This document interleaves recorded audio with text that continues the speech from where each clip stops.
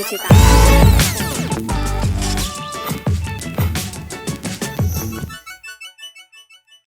Sehat, Bu? Alhamdulillah. Ibu Dewi sehat? Alhamdulillah. Jadi teman-teman semua, di samping kiri saya ini ada Ibu Endang Sari yang merupakan komisioner KPU Kota Makassar. Jadi untuk urusan pilkada dan pemilihan ini semuanya ditangani oleh Ibu Endang langsung. Oke, Ibu, kita bincang-bincang sedikit, Bu, ya. Kita tanya-tanya sedikit. Ini kan Ibu sudah berapa lama, Bu, kerja di KPU? Di KPU sejak Desember 2018. Berapa? Desember 2018. Jadi kurang lebih hampir 3 tahun. Hampir 3 tahun. Apa sih perbedaan? Kan selama setahun ini kan langsung pandemi, ya.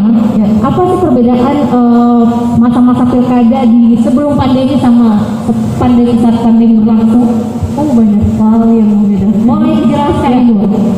Jadi memang mungkin sudah dialami ya oleh warga Makassar secara keseluruhan, juga ada 12 daerah yang lain di Sulawesi Selatan, bahwa di tahun 2020 kemarin pada saat kita melakukan pemilihan kepala daerah, maka pelaksanaannya beda sekali dengan pelaksanaan sebelumnya dari pilkada dan pemilu sebelumnya. Kalau kemarin itu kita ada 12 kebiasaan baru di TPS yang harus kita sosialisasikan betul ke masyarakat, karena itu yang membedakan kegiatan di TPS dengan pemilu sebelumnya atau pilkada sebelumnya. Pemilih kemarin itu wajib pakai masker, itu yang pertama. Kemudian ketika mereka akan masuk ke dalam bilik suara, ada hand sanitizer yang disiapkan, ada tempat cuci tangan yang disiapkan, kemudian ada pengukuran suhu tubuh. Jadi yang suhu tubuhnya 37,3 itu di atas itu tidak boleh masuk atau disiapkan bilik khusus. Kalau memang suhu tubuhnya di luar normal, ada bilik khusus yang disiapkan untuk menggunakan hak suaranya, jadi tidak gabung dengan pemilih yang suhu tubuhnya normal. Kemudian lokasi bilik suara itu senantiasa disemprot dengan disinfektan secara berkala oleh petugas KPPS. Kemudian petugas KPPS-nya itu kostumnya itu beda dengan kostum KPPS sebelumnya. Kalau dulu kan hanya pakai baju kemudian normal seperti biasa, bebas rapi. Kalau sekarang itu wajib pakai masker, pakai face shield, pakai sarung tangan, kemudian wajib jaga jarak, dan pemilih juga harus dijaga jaraknya, tidak boleh berdekatan, tidak boleh berkerumun. Kemudian apalagi yang membedakan? Kalau dulunya cintanya itu dicelup, sekarang itu ditetes. Jadi untuk menandakan bahwa seseorang wajib pilih itu sudah menggunakan hak pilihnya, maka dia tidak lagi mencelupkan kelingkingnya di tempat tinta, tapi kelingking itu kemudian diberikan ditetesi tinta, jadi tintanya ditetes. Jadi itu hal-hal baru yang kemudian membedakan dengan pemilihan sebelumnya. Belum lagi ya, sebelum kita melaksanakan hari H di tanggal 9 Desember kemarin, ada serangkaian tahapan protokol kesehatan yang harus dilakukan oleh KPU, dan itu momennya panjang.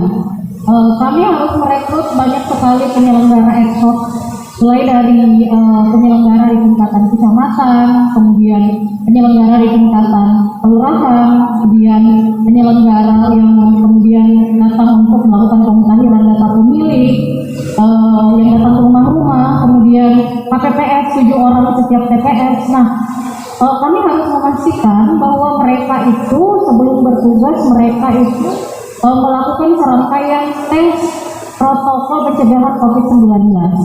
Makanya ada gambarnya, kami melakukan rapid test, kemudian bahkan untuk KPPS kami melakukan swab test. Ada fotonya, saya lihat di situ dicantumkan oleh teman-teman Fajar. Itu calon KPPS kami yang harus kami swab untuk memastikan bahwa tidak positif COVID-19, aman untuk bertugas di sana. Jadi bisa dibayangkan seperti itulah dinamika yang kami alami, meyakinkan orang melakukan rapid test, meyakinkan penyelenggara kami untuk melakukan swab test, itu juga satu tantangan tersendiri. Belum lagi meyakinkan masyarakat untuk datang ke TPS bahwa TPS kita aman dan penyelenggara yang bertugas itu juga aman dari COVID. Berarti betul-betul selama pandemi berlangsung ini gaya hidup, gaya berpakaian semuanya berubah ya Bu ya, entah itu di kantor maupun di rumah sendiri itu berbeda. Iya, Dan berubah. Sangat berubah. Saya kira kita rasakan bersama bahkan seperti hari ini ya. Kalau dulu kita diskusi seperti ini, kita tidak jaga jarak, kemudian kita tidak pakai masker. Sekarang masker sudah jadi gaya hidup malah. Banyak yang kemudian memberikan tambahan bahwa masker itu bukan lagi sekedar untuk hidung saja, tapi dia bagian dari fashion misalnya. Ada yang maskernya batik, maskernya disesuaikan dengan warna baju, ada yang gantungan-gantungan seperti ini. Jadi ini sudah dianggap sebagai bagian gaya hidup yang wajib untuk dimiliki oleh setiap orang. Nah, ini kan Bu, di KPU sendiri kan sudah menjaga jarak, mematuhi segala protokol yang berlaku lah, betul-betul ketat. Tapi kan sempat beberapa kali ini komisioner juga ada yang sempat positif. Itu bagaimana sih Bu menghadapi hal tersebut? Maksudnya ini kita udah swab, udah pokoknya kita selalu menjaga jarak, pakai masker, betul-betul menjaga diri kita, tapi tetap kecolongan. Bagaimana dari KPU sendiri menghadapi hal tersebut? Ya, waktu itu kami hampir semuanya kena ya. Walaupun tidak bersamaan, saya yang pertama dengan ketua pada saat itu. Di saat pekerjaan lagi sibuk-sibuknya, kita akan masuk pada tahapan kampanye. Saya dibayangkan pada saat itu kami tidak bisa berada di lapangan, kami tidak bisa mengerjakan tugas dengan normal karena harus menjalani isolasi mandiri. Nah, terkait hal itu memang tantangannya besar sekali, tapi itu yang kemudian menyebabkan kami harus maksimal mengikuti serangkaian protokol kesehatan agar secepatnya sembuh dan memastikan bahwa tahapan yang berjalan keselamatan di atas segala-galanya.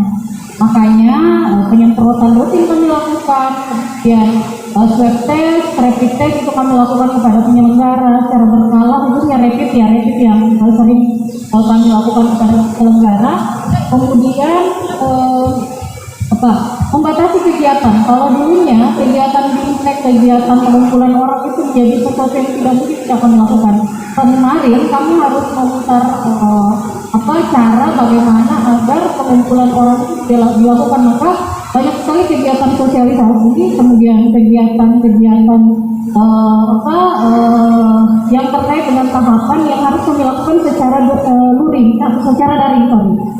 daring. Jadi kita virtual saja pertemuannya. Ini membatasi, tapi mau tidak mau kita harus segera beradaptasi dengan kebiasaan ini karena ya kita bagaimana ancaman pandemi masih di mana-mana. Apalagi pilkada yang baru-baru ini kan yang terakhir awal 2021 ya Bu ya. Itu emang sudah pandemi dan lagi heboh-hebohnya pandemi, tapi pilkada tetap berjalan. Seperti apa sebenarnya yang membuat KPU sendiri, ayo kita tetap harus jalan. Kenapa sih begitu? Kenapa pilkada harus tetap berjalan? Iya betul. Ya, saya kira pilkada harus dijalankan karena sebuah kota harus memiliki pemimpin yang kemudian akan menentukan arah dari kota itu 5 tahun ke depannya. Kita bisa bayangkan bagaimana paniknya dan bagaimana sebuah daerah akan sangat tidak teratur ketika tidak ada yang menjadi pemimpin. Siapa yang bertanggung jawab? Siapa yang mesti kita tunjuk untuk menjadi penanggung jawab terkait kondisi yang terjadi, apalagi saat ini kita berada di tengah pandemi. Kebijakan harus diambil dan harus ada yang kemudian bertanggung jawab terhadap kebijakan itu. Belum lagi ya pelayanan masyarakat itu harus berjalan dan harus ada kemudian pemimpin yang secara mandat itu memiliki kekuatan berdasarkan legitimasi dari pilihan rakyat dalam pilkada. Makanya pilkada harus digelar. Kita tahu ada 270 daerah ke Indonesia yang kemudian melaksanakan pilkada kemarin dan itu dilaksanakan di tengah pandemi. Walaupun memang ancaman pandemi masih terjadi, tetapi memilih pemimpin itu harus kita lakukan karena tidak boleh ada kekosongan pemerintahan atau diisi oleh pemerintahan yang kemudian tidak legitimate lewat pemilu dalam hal ini. Jadi kalau PLT kekuatannya tidak seperti ketika kemudian itu berasal dari pilihan hasil pilihan rakyat pada pilkada ataupun Oke. Baik, Ibu Endang Sari. Kita lanjut lagi ya ke Ibu Dewi Sartika. Oke, jadi teman-teman semua pendengar Kamu, jadi Dewi Sartika ini salah satu reporter atau wartawan yang selama pandemi ini betul-betul selain dokter ya yang menjadi garda terdepan untuk melaporkan apa saja kejadian-kejadian yang ada di tempat atau seperti di rumah sakit, bencana-bencana misalnya yang terjadi, dia harus ada di paling depan untuk melaporkan kepada masyarakat umum atau halayak untuk mengetahui seperti apa situasi sesungguhnya selama pandemi.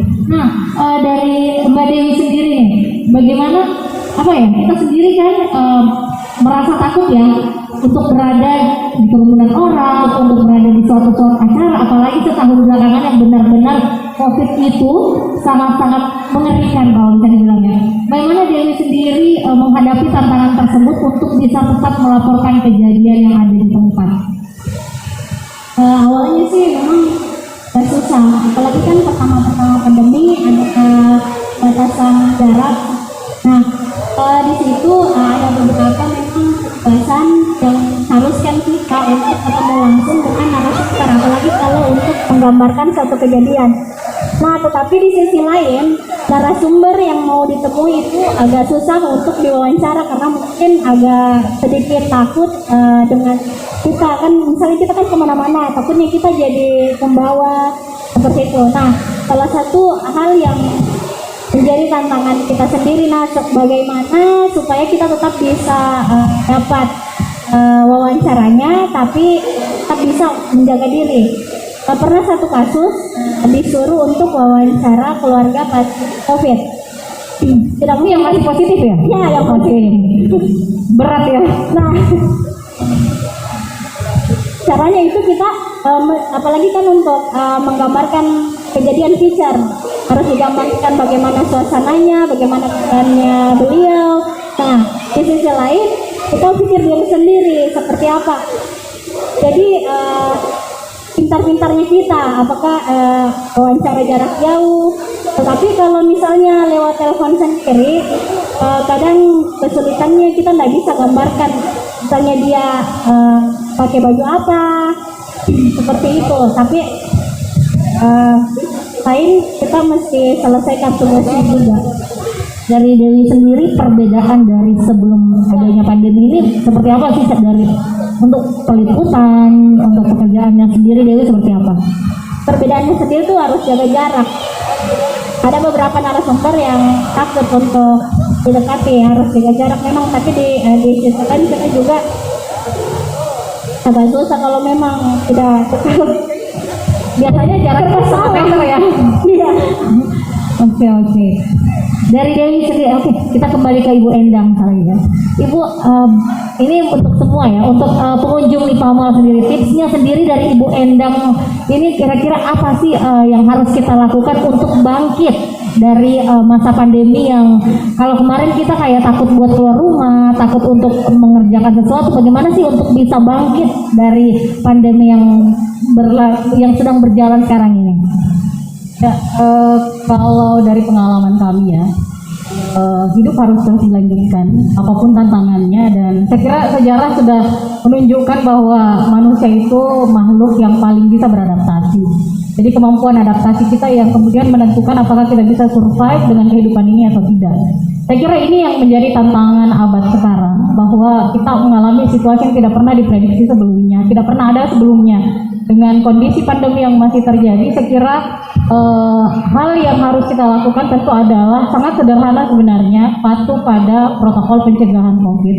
Hal-hal sederhana, menjadikan masker sebagai gaya hidup, kemudian terbiasa jaga jarak, rajin cuci tangan, kemudian menghindari kerumunan yang kemudian bisa menyebabkan gesekan ataupun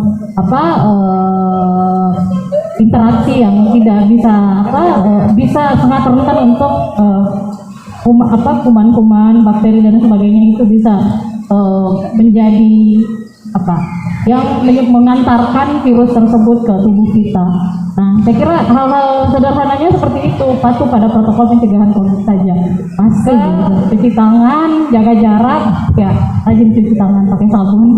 Ya, Betul sekali. Jadi liburan sebenarnya untuk sekarang jangan dulu ya Bu ya. Ya, kalau untuk liburan boleh ya tuh kalau sekarang ini. apanya? Liburan.